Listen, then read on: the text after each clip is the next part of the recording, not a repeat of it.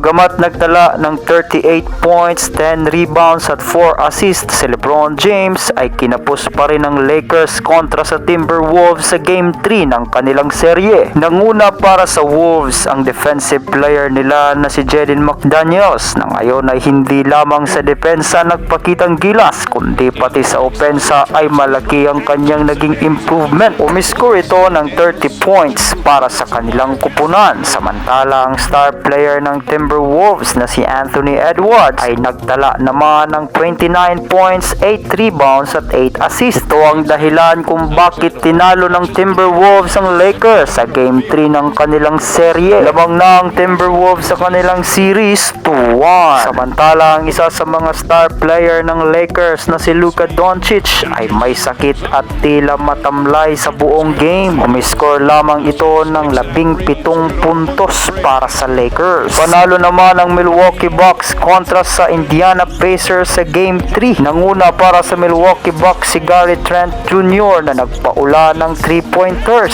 Subalit lamang pa rin ang Indiana Pacers sa series 2-1. 2-1 din ang standings ng series ng Boston Celtics at ng Orlando Magic. Ito ay kahit nanalo ang Orlando Magic sa pangunguna ni Franz Wagner na umiscore ng 32 points, na dahilan kung bakit nanalo ang Orlando sa Game 3 ng kanilang serye. Nakapaglaro naman si Jason Tatum na may injury noong Game 2 at nagtala ito ng 36 points para sa kanilang kupunan. Lamang pa rin ng Boston Celtics sa series.